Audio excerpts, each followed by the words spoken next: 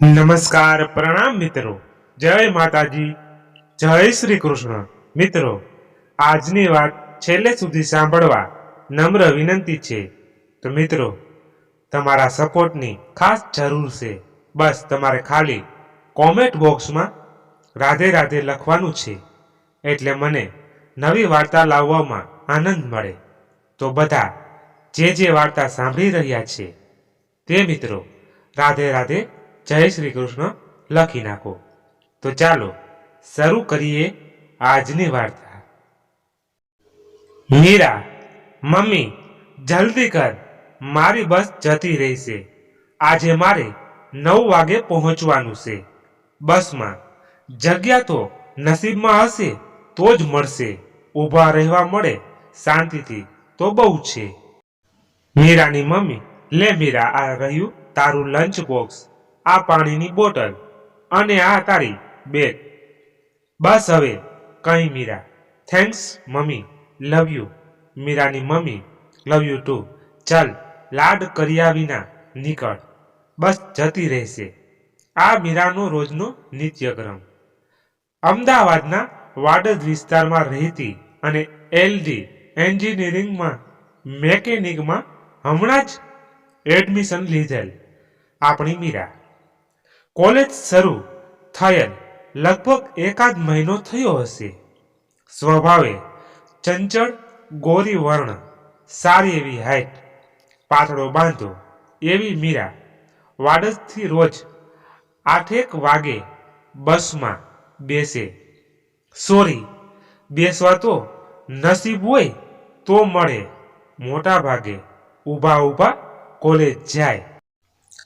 રોજ બસના નામે નિશાસા નાખે ને સાંજે મમ્મી જોડે ગાડી લેવા માટે ન જોઈતા લાડ લડાવે.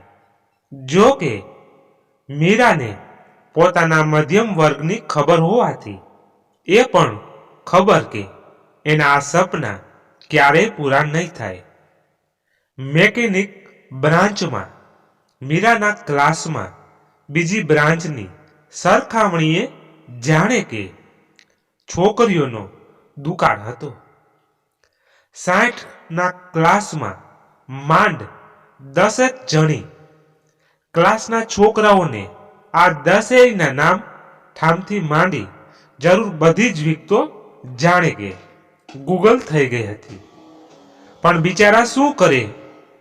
જે ગણો એ એન્ટરટેનમેન્ટ માટે મેકેનિકલ ફેમિલીમાં મા બાપ દાદાના જમાનાથી આમ જ થતું આવ્યું છે.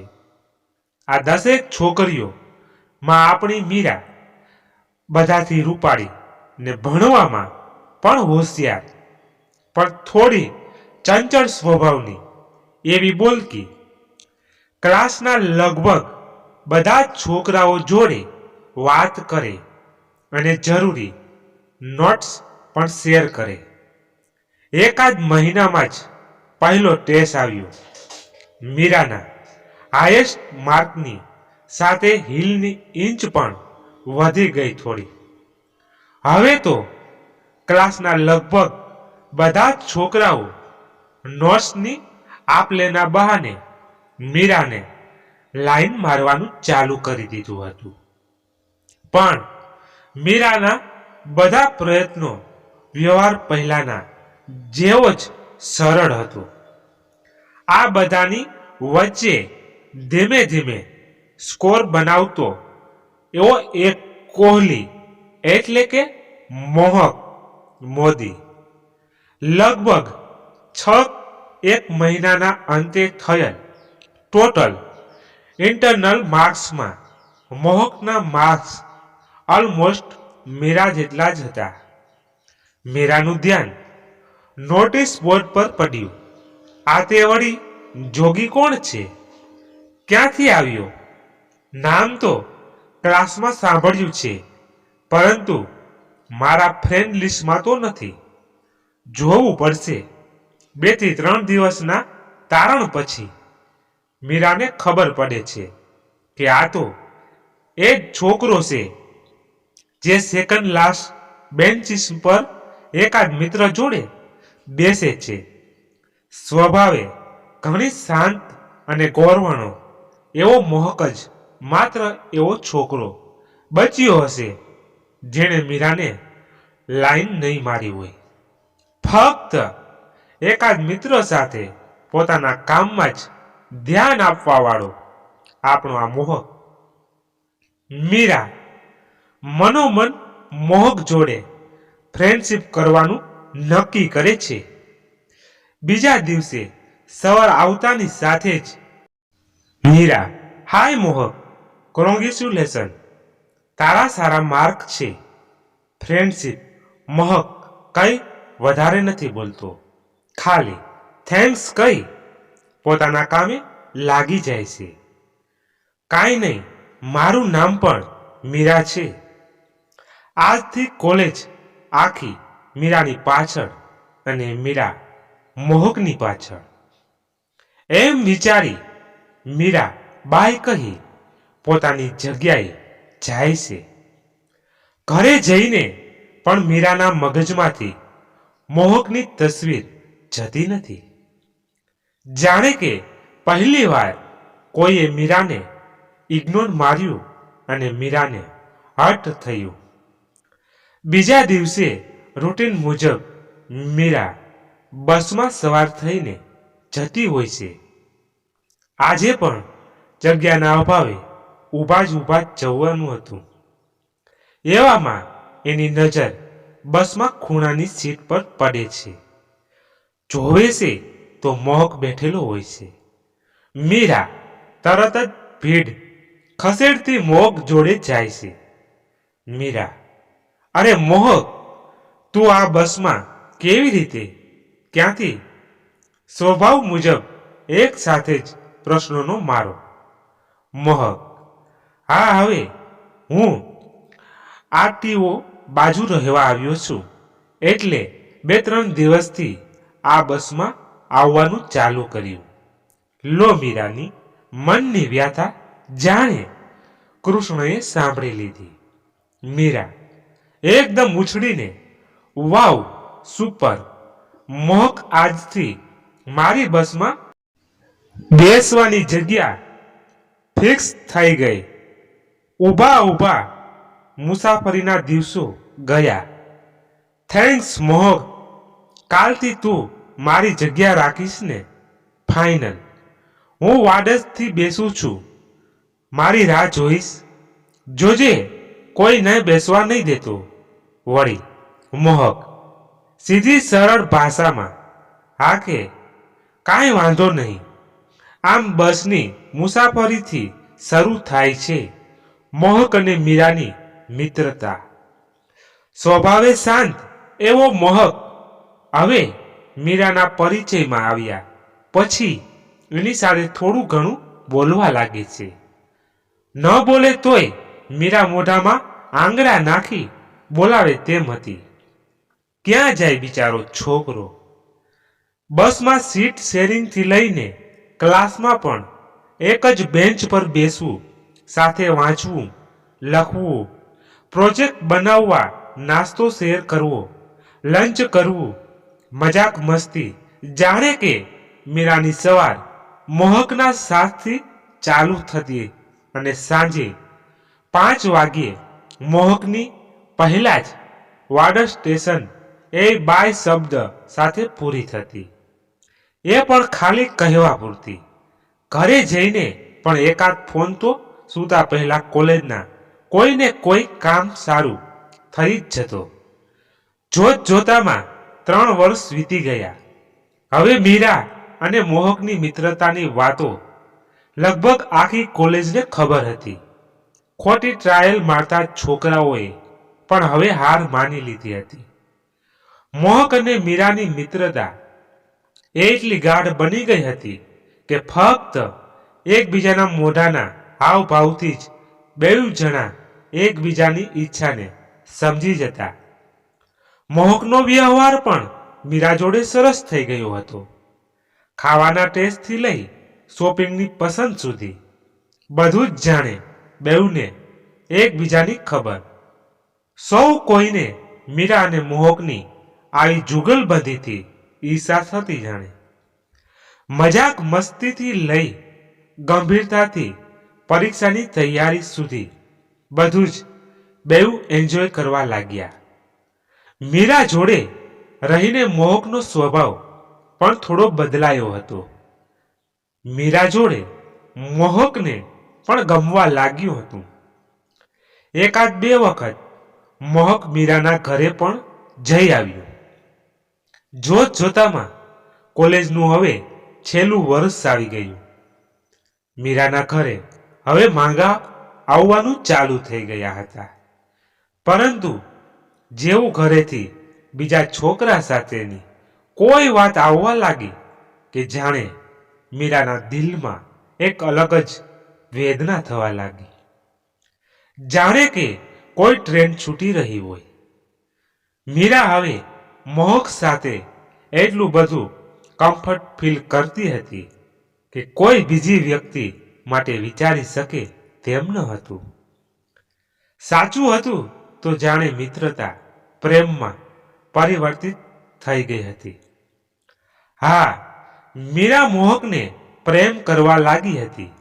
અધૂરામાં પૂરું મેટ્રોમિયન ટોપિક પછી તો જાણે મીરાના મગજમાં મોહકની છબી 24 કલાક સારું ચાલતી હતી. મીરાને થતું હતું જો બેસ્ટ ફ્રેન્ડ જ એનો ભાવિ હસબન્ડ હોય તો લાઈફ કેટલી સ્મૂથ થઈ જાય. મોહક જોડે હાલ એ જેટલું કમ્ફર્ટ ફીલ કરે છે એવું આખી જિંદગી માટે કરે. વળી મીરાની આંખોમાં જોઈને જ મોહક એની વાતો સમજી જતો. આનાથી વધુ શું જોઈએ?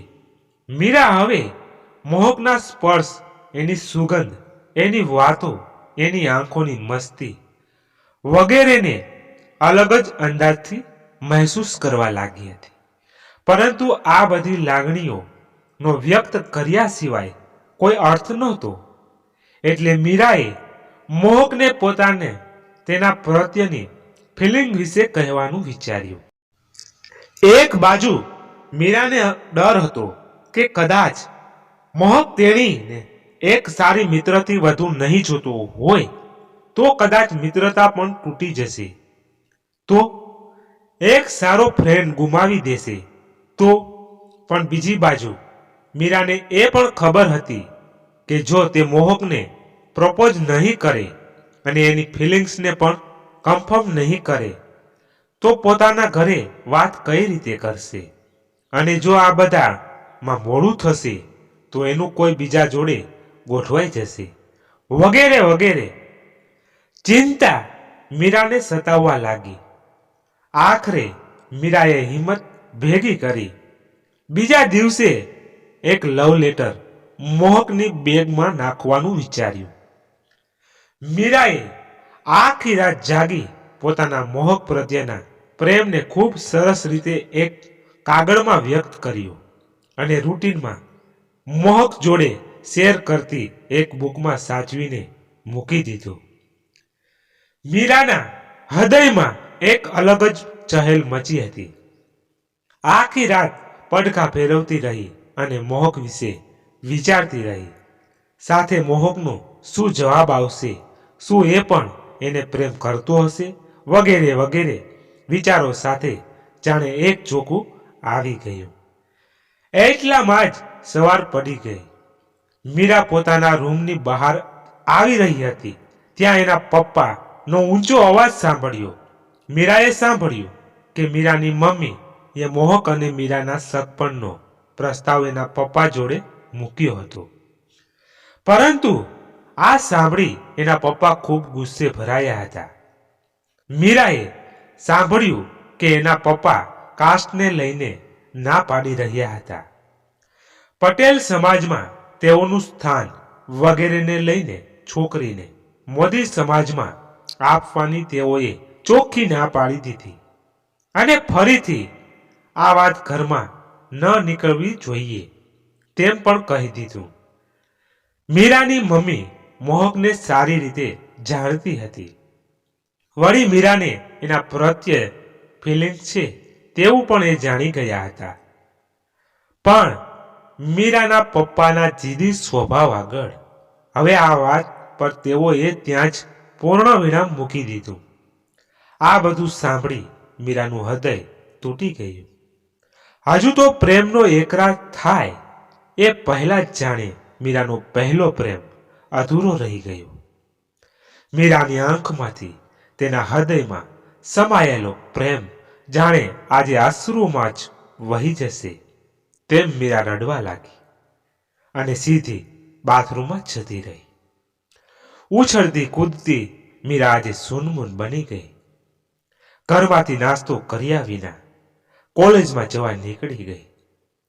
બસમાં મોહક સામે જોવાની એની હિંમત નહોતી થતી, પણ એને હિંમત એકઠી કરી જોયું તો આજે મોહક બસમાં નહોતો.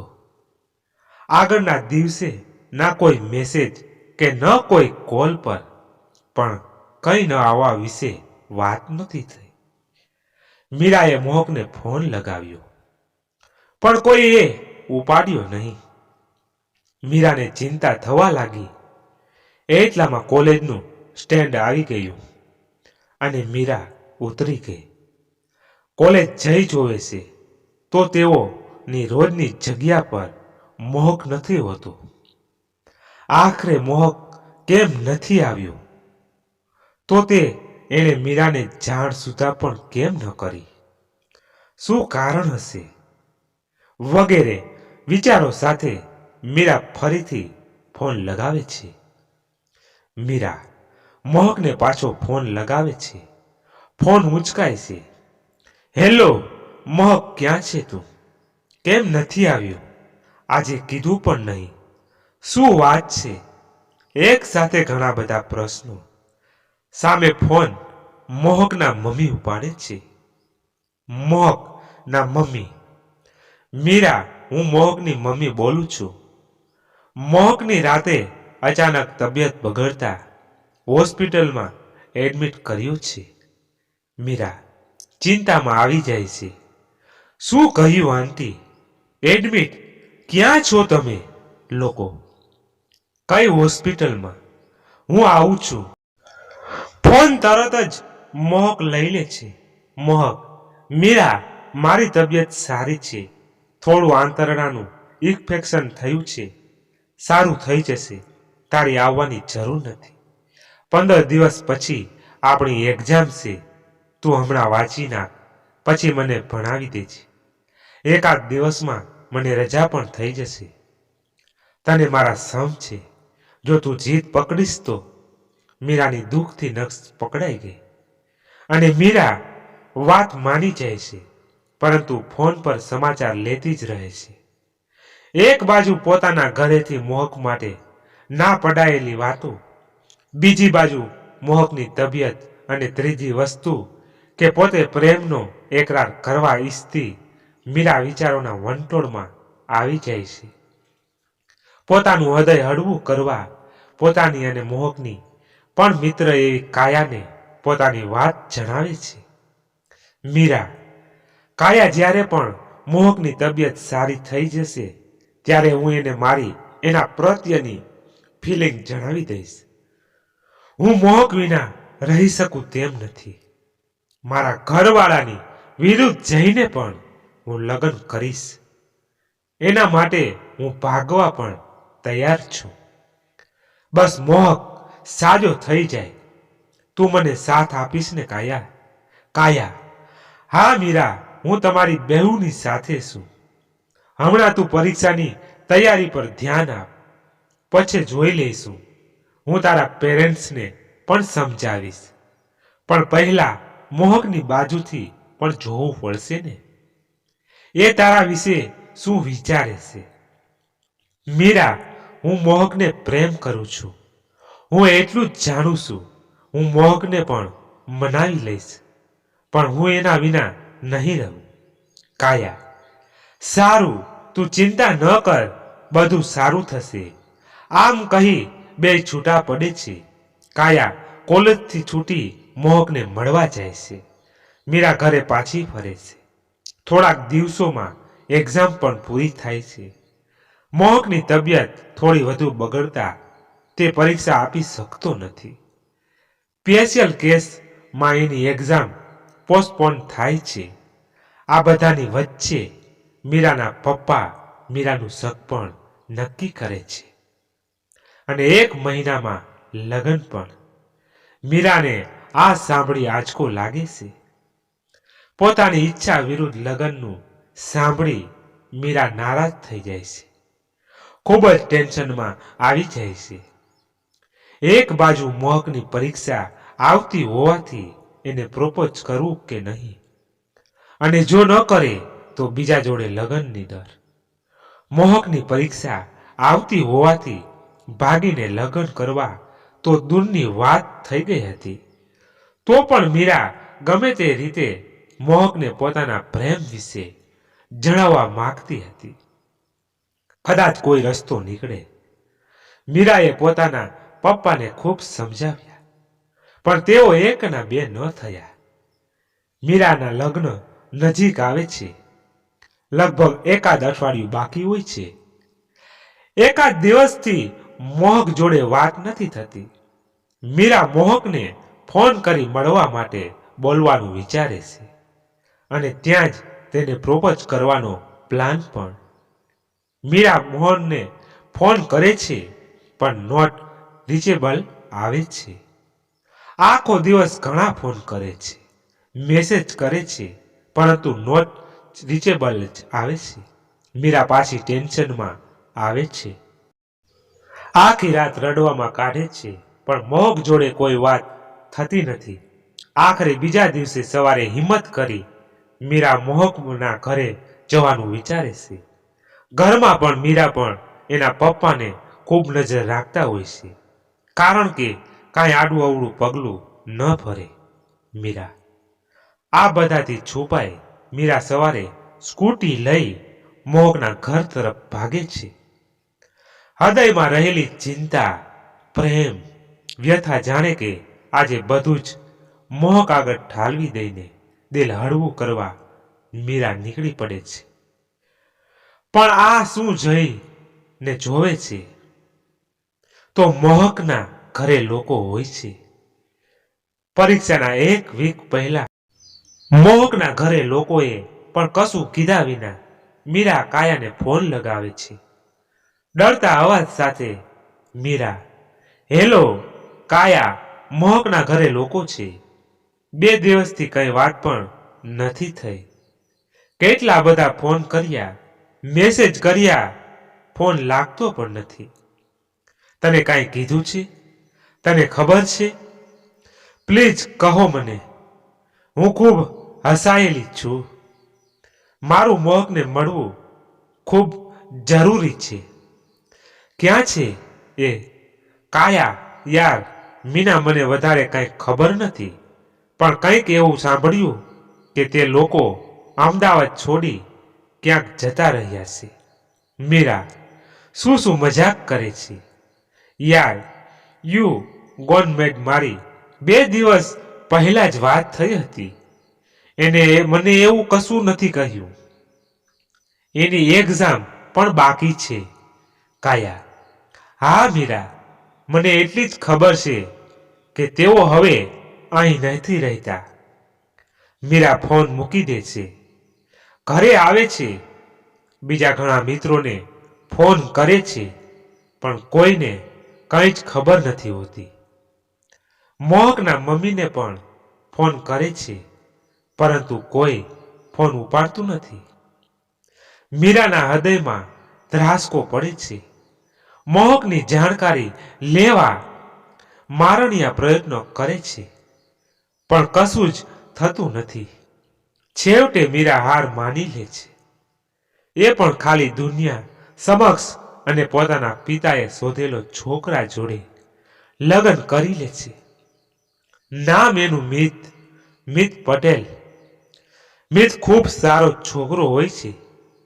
મીરા જેટલું ભણેલો અને ખાનદાની એવી દેખાવડી છોકરો.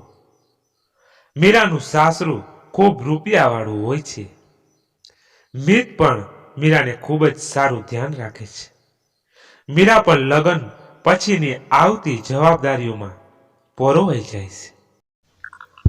પરંતુ પોતાના પહેલા એવા પ્રેમ મોહકને ખૂબ યાદ કરે છે. મીરા સંસારમાં રહેતી હોવા છતાં જાણે કે સંન્યાસી એવી એણે મોહકને જ પોતાનો પતિ માન્યો હતો. અને જેમ મીરા માટે કૃષ્ણ હતા તેમ આપણી મીરા માટે મોહક હતો. લગ્નના 6 મહિના વીતી જાય છે. મિત મીરાને ખૂબ પ્રેમ કરે છે, પરંતુ જાણે કે મીરા તરફથી એને એટલો ન્યાય નથી મળતો. મિત ઘણીવાર મીરાને પૂછે છે કે તને આ ઘરમાં કોઈ પ્રોબ્લેમ તો નથી? તને મારાથી કાંઈ કમ્પ્લેન હોય તો કહે મને. પરંતુ મીરા દરેક વખતે ના એવું કંઈ નથી કહેતી, વાત ટાળી દેતી. એક દિવસ મિત કોઈ અગત્યનું કાગળ શોધતા હોય છે, પરંતુ ન મળતા એ મીરાના કમબોર્ડમાં શોધે છે. કાગળ શોધતા મિતના હાથમાં મીરાનો જૂનો લવ લેટર આવે છે. અને મિતના હાથમાં મીરાનો લવ લેટર આવે છે. મિત વાંચે છે અને તેને લગ્ન પછી સૂનમૂન રહેતી મીરાનું કારણ મળી જાય છે. મિત ઘણો ઓપન માઇન્ડનો હોય છે અને સમજુ પણ. લવ લેટરને એ જ જગ્યાએ એ પાછો મૂકી દેશે. મીરાની ફ્રેન્ડ કાયાની મીરાએ ઓળખાણ કરાવેલી હોય છે, જેથી વાતને વધુ જાણવા મિત કાયાને મળવા જાય છે. મિત, જો કાયા, હું મીરાને ખૂબ પ્રેમ કરું છું અને એનો પ્રેમ પણ મેળવવા માંગુ છું. જોઉં છું કે લગ્ન પછી મીરા એટલી બધી ખુશ નથી જેટલી હોવી જોઈએ. એ કાંઈક વિચારતી હોય એવું લાગ્યા કરે છે મને. એના ભૂતકાળ વિશે મને વધુ કાંઈ ખબર નથી. ન તો ક્યારે મેં એને એ વિશે પૂછ્યું, પરંતુ આજે મને એની એક બુકમાંથી એક લવ લેટર મળ્યો અને હું તારી પાસે આવ્યો. હું મીરાને હેલ્પ કરવા માંગુ છું. હું ઈચ્છું છું કે એ મારી જોડે એના દિલમાં જે પણ કંઈ ચાલતું હોય એ ખુલ્લા દિલથી વાત કરે. એક મિત્રની જેમ. કાયા, એક મિત્ર અને એમાંથી થયેલો મીરાને પ્રેમ એની આ પરિસ્થિતિ માટે જવાબદાર છે. એમ કહી કાયા મિતને બધી વાત કરે છે. પરંતુ છેલ્લે મોહકને એનું ફેમિલી અમદાવાદ છોડી ચાલ્યા ગયા પછીથી એનો કોઈ કોન્ટેક્ટ નથી એમ પણ જણાવે છે. એટલું સાંભળી મિત રજા લેશે. હવે મિત મોહકની શોધમાં લાગી જાય છે. ફેસબુકથી લઈ એના જૂના અડોશી પડોશીથી લઈ કોલેજ સુધી બીજા શક્ય તેટલા રસ્તા અપનાવે છે. આખરે મિતને મોહકનું સરનામું મળે છે. મોહક ગુજરાત છોડી એના મોટા ભાઈને ત્યાં પુના રહેવા ચાલ્યો ગયો હોય છે. મિત મીરાએ લખેલો લવ લેટર લઈ ઘરે ઓફિસનું બહાનું કાઢી પુના જાય છે. મોહકના ઘરે જતાની સાથે જ મિતને આંચકો લાગે છે. જાણવા મળે છે કે મોહક આઈસીયુમાં એડમિટ હોય છે. મોહકને કોલેજના છેલ્લા વર્ષમાં આંતરડાનું કેન્સર થાય છે, જે માટે એ એડમિટ હોય છે અને કેન્સર તેના છેલ્લા સ્ટેજમાં હોય છે. ડોક્ટરથી માંડી ઘરના બધા જ સભ્યોને હવે મોહકના બચવાની આશા નથી હોતી. આ સાંભળી અને જોઈ મિતનું હૃદય પણ થોડી વાર તો સૂન થઈ જાય છે.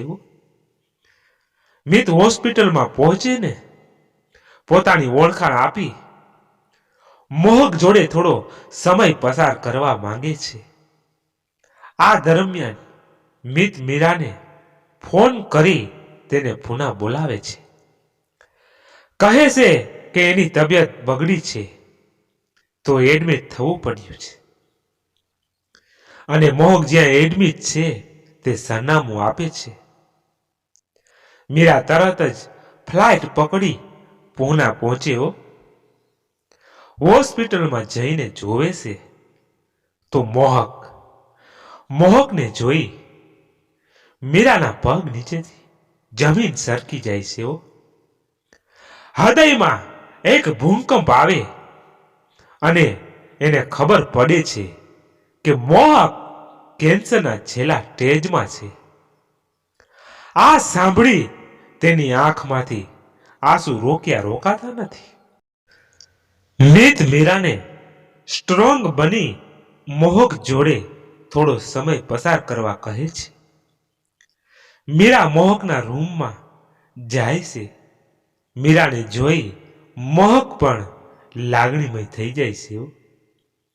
જાણે કે વર્ષો પછી કોલેજના એ દિવસો નજર સમક્ષ આવી જાય છે. મીરા સાથેની એ મસ્તી, એ કોફી, એ સમય બધું જ 2 મિનિટ માટે તાજું થઈ જાય છે.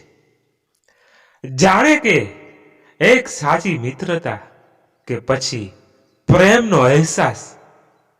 થોડી વાર મોહકને જોઈ મીરાને ગુસ્સો બહુ આવે છે, પરંતુ તરત જ કંટ્રોલ કરી વર્ષોથી ઉદ્ભવેલા પ્રશ્નોના જવાબ માંગે છે.